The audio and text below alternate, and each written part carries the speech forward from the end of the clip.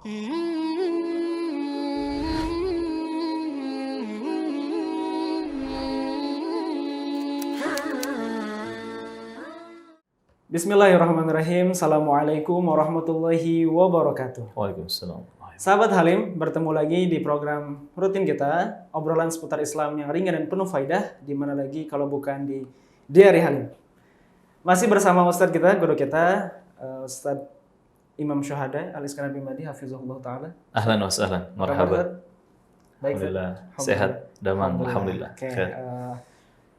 Insyaallah teman-teman semua dan juga Ustadz, kita pada kesempatan kali ini akan membahas sesuatu yang mungkin jadi masalah anak-anak muda banyak sekarang, anak muda zaman sekarang itu, mengenai mental dan juga ekspektasi lah ya. Kenapa saya bilang anak muda? Karena anak muda kan memang ekspektasinya besar, nah. Mimpi-mimpinya banyak, kemudian juga target-target lah segala macam gitu ya. Dan banyak mungkin di antara kita yang ekspektasi ternyata gak sesuai dengan realitas. Realitanya gak sesuai dengan ekspektasi gitu lah. Banyak kekecewaan, banyak hal yang mungkin yang dipengen apa, yang kejadiannya ternyata apa gitu. Target mungkin teman-teman yang mau masuk PTN kemarin, atau yang mungkin lagi nyari kerja kemudian gak keterima, atau mungkin teman-teman yang lagi ta'arufan, nyari jodoh gitu ya. CV tertolak ternyata ditolak ya. Banyak yang kecewa lah ya, kecewa. Ini mengenai mengelola rasa kecewa, Nah, apalagi ini mungkin berhubungan dengan takdir.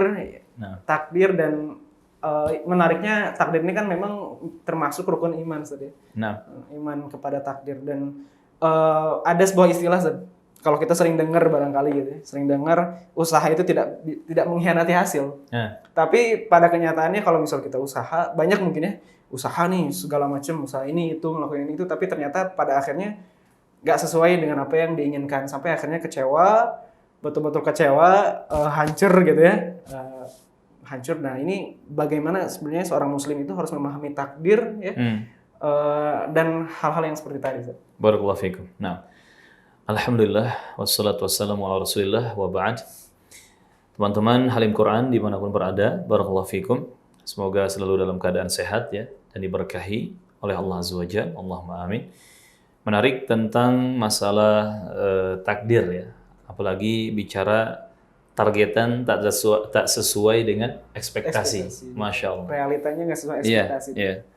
Teman-teman, rahimin rahimakumullah. Takdir ini masuk ke dalam rukun iman yang 6. Di mana kita wajib meyakini takdir. Di rukun iman yang ke-6 bahkan, di dalam hadis Jibril, ketika Nabi ditanya apa itu iman, kemudian Nabi menjawab, iman itu adalah engkau beriman, yakni percaya meyakini Allah Azza wa Jalla, malaikat-malaikatnya, kitab-kitabnya, rasul-rasulnya, hari akhir, ya hari kiamat. Kemudian di rukun iman yang ke-6, Nabi mengulang dengan kalimat wa antu'mina bil qadari khairihi wa syarrihi. Dan engkau beriman, ini kalimat beriman diulang lagi. Dan engkau beriman, engkau meyakini takdir Allah, yang baik ataupun yang buruknya. Takdir adalah ketetapan dan ketentuan dari Allah Subhanahu wa Ta'ala.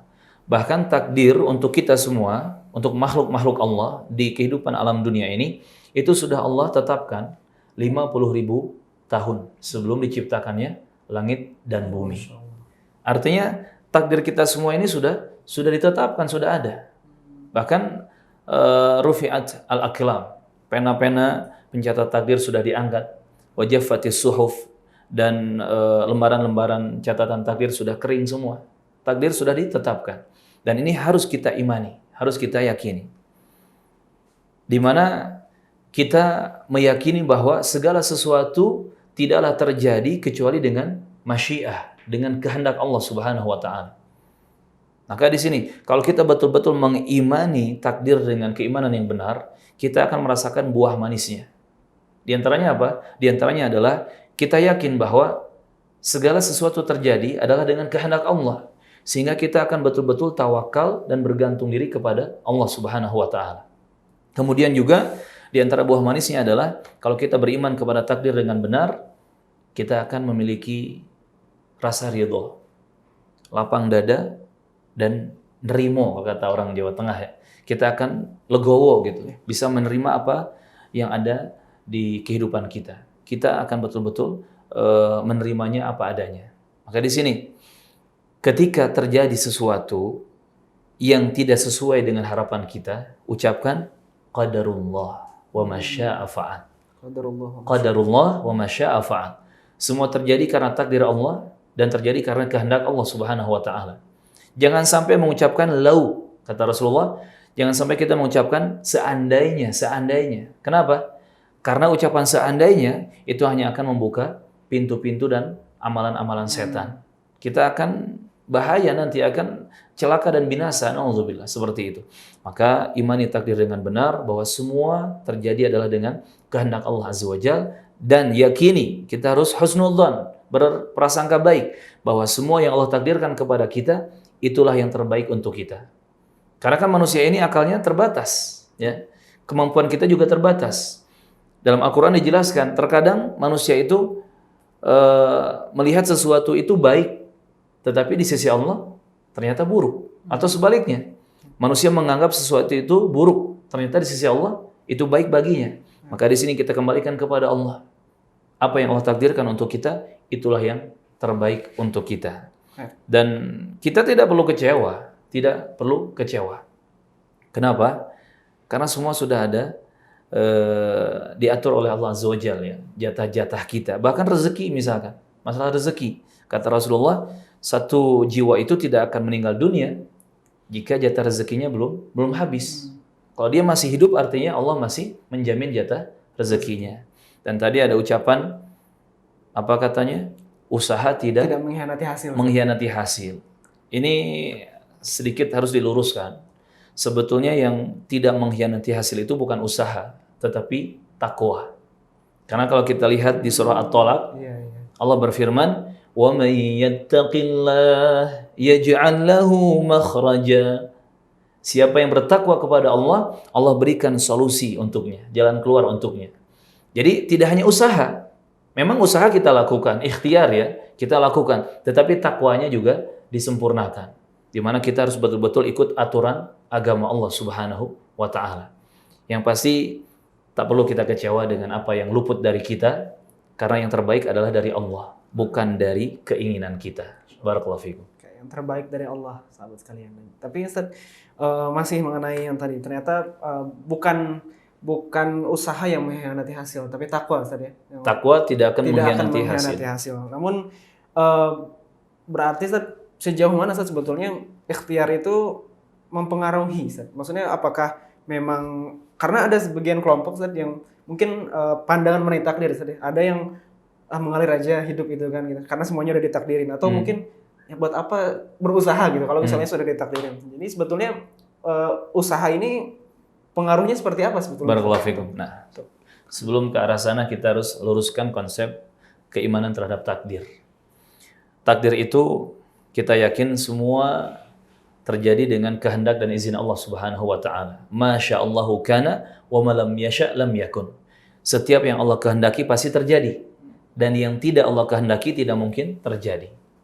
Dan di sini para ulama menjelaskan, ahli sunnah wal jamaah, ahli tauhid kaum muslimin itu berada di pertengahan.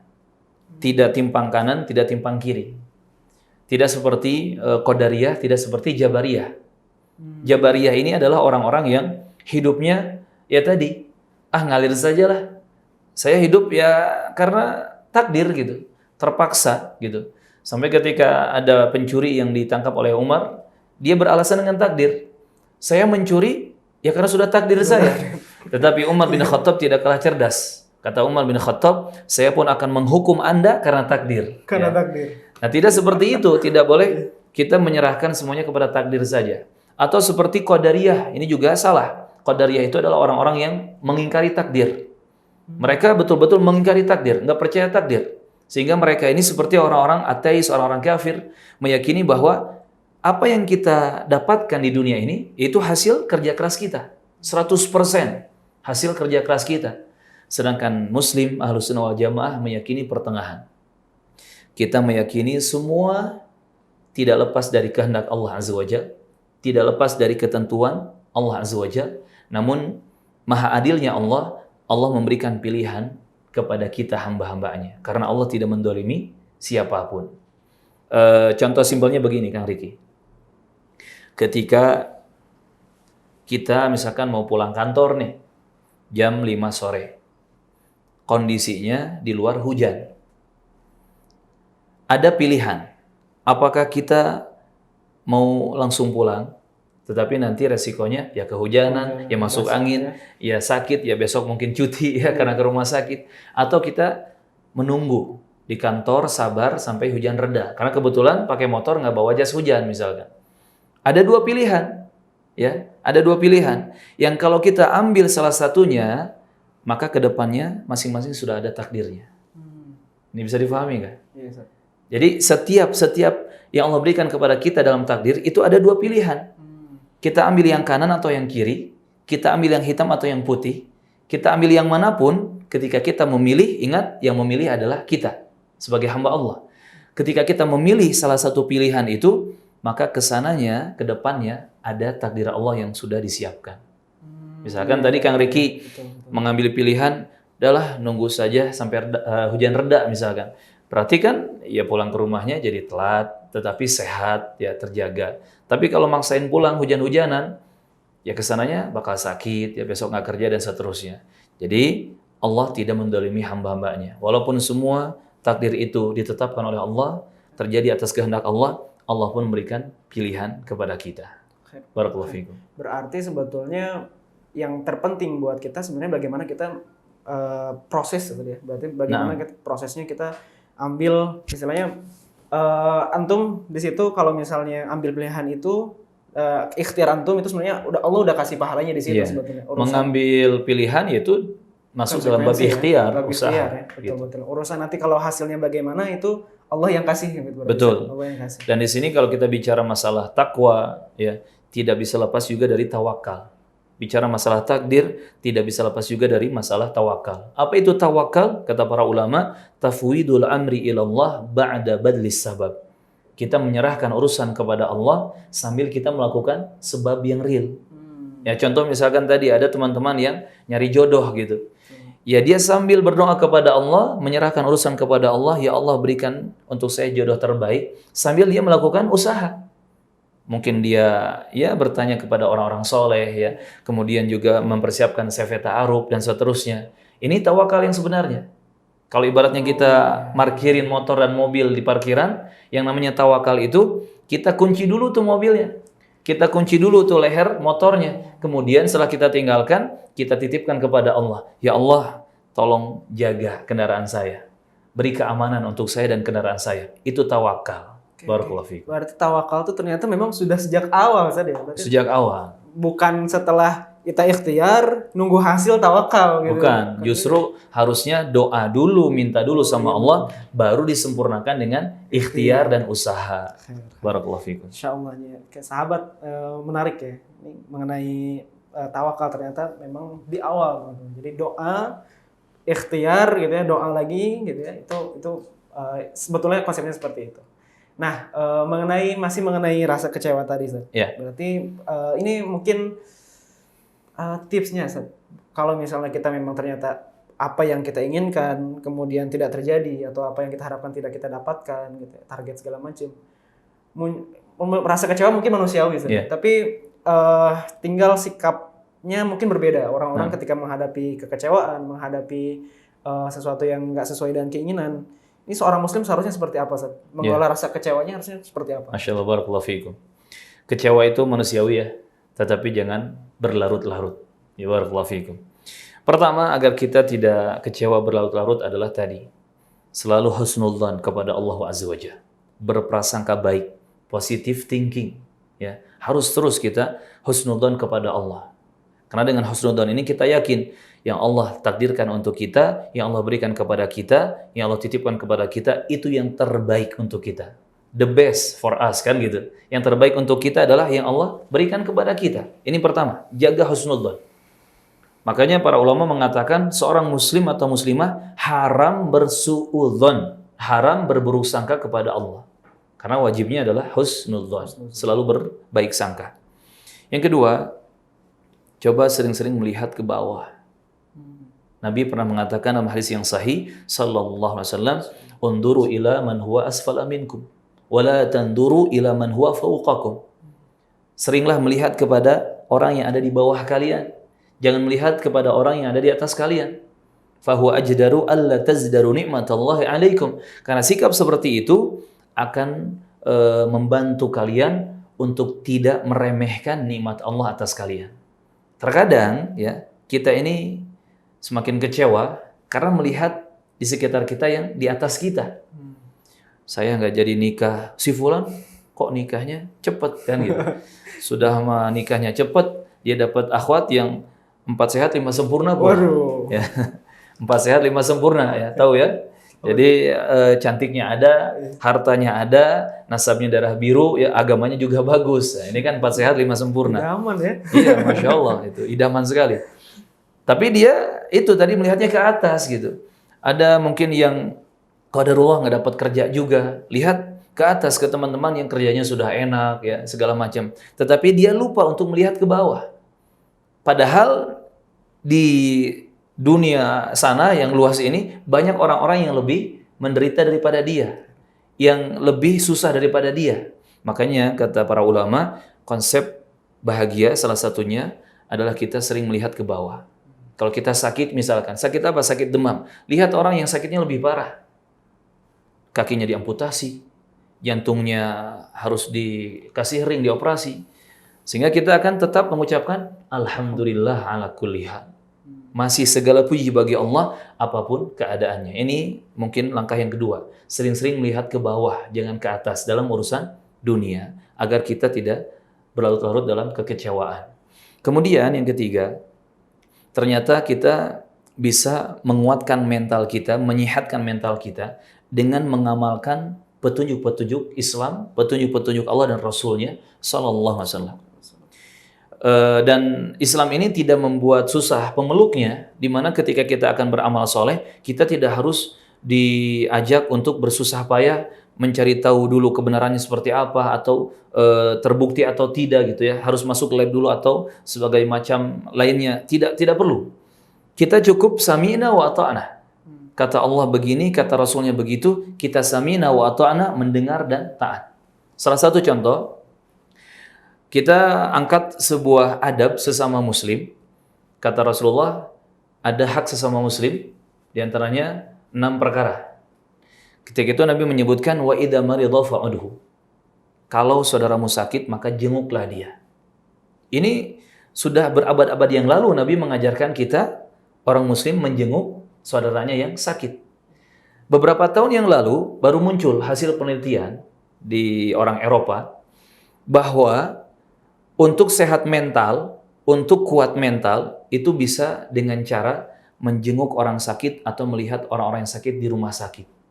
Mereka baru meneliti, dan itu dijadikan sebuah artikel. Padahal kita diberi petunjuk oleh Rasulullah berabad-abad yang lalu. Bahwa dengan kita menjenguk saudara kita yang sakit, di situ ada banyak kebaikan. Maka di sini, agar kita tidak berlarut-larut dalam kekecewaan, ayo kembali semangat mengamalkan amalan-amalan soleh sesuai dengan petunjuk dalam agama Islam. Insyaallah. Oke, teman-teman, berarti memang Islam sendiri sudah memberikan solusi sebetulnya ya. Iya. Harusnya kalau udah dekat sama Islam, maksudnya udah mengamalkan apa yang disampaikan oleh Allah dan juga Rasulnya, harusnya nggak ada lagi depresi, kemudian bunuh diri tadi kayak. Tidak ada. Teman-teman, jadi memang kekecewaan ini pada akhirnya akan balik lagi bagaimana kita menyikapinya. Tadi Ustaz sudah menyampaikan, seharusnya bagi orang yang mungkin ada rasa kecewa manusiawi, cuman memang sikap kita yang harus kita perbaiki agar kekecewaan itu tidak berlarut dan kita menjadi terus semangat lagi gitu ya. Oke teman-teman, itu dia perbincangan kita hari ini di episode kali ini bersama guru kita. Jangan lupa teman-teman semua untuk like dan juga subscribe YouTube Halim Quran. Dan kalau teman-teman punya pertanyaan seputar topik yang sudah kita bahas tadi, ataupun teman-teman punya saran mengenai topik apa lagi yang harus kita angkat di episode berikutnya, teman-teman silahkan komen di kolom komentar di bawah. Dan juga jangan lupa untuk follow Instagram kita @halimquran. Kita ketemu lagi di Diari Halim episode berikutnya. Terima kasih. Assalamualaikum warahmatullahi wabarakatuh. Waalaikumsalam warahmatullahi wabarakatuh.